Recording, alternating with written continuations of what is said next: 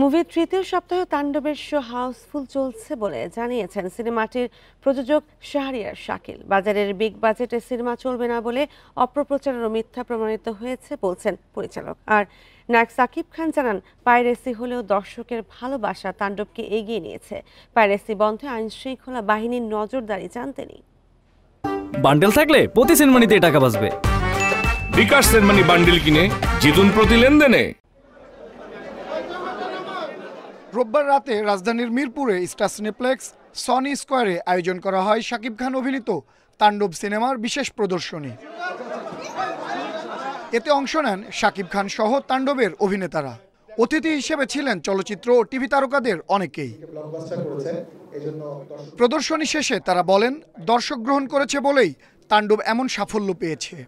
সবচেয়ে আশার কথা যে আমাদের চলচ্চিত্র হলে এসে দর্শকরা দেখছে, এই জন্য আমরা অত্যন্ত খুশি। বাংলাদেশের সিনেমার হলের যেই দর্শক, তারা আসলে সিনেমা হলেই সিনেমাটা দেখতে চায়।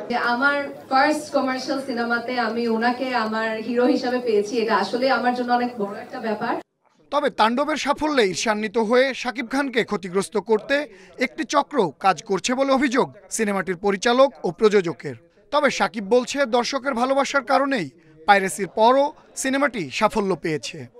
এত বড় পাইরেসি হয়ে গেল এবং এত বড় ঘটনা ঘটে গেল, কিন্তু আমি দর্শকদেরকে প্রথম ধন্যবাদটা জানাতে চাই যে দর্শকরা কিভাবে পাইরেটেড কপিকে রিজেক্ট করে।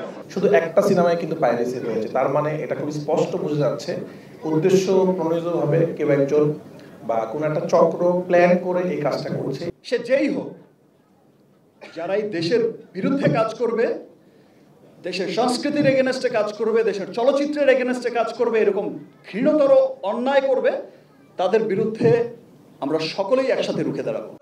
পাইরেসি বন্ধে আইন শৃঙ্খলা বাহিনীর দৃষ্টি আকর্ষণ করেন শাকিব খান। বলেন, পাইরেসির কারণে যে কোনো সিনেমাই ক্ষতিগ্রস্ত হতে পারে। সকলের মনে তাণ্ডব লাগিয়েই চলবে ইনশাআল্লাহ। আনোয়ার সাদাত নূর, ইন্ডিপেন্ডেন্ট নিউজ, ঢাকা।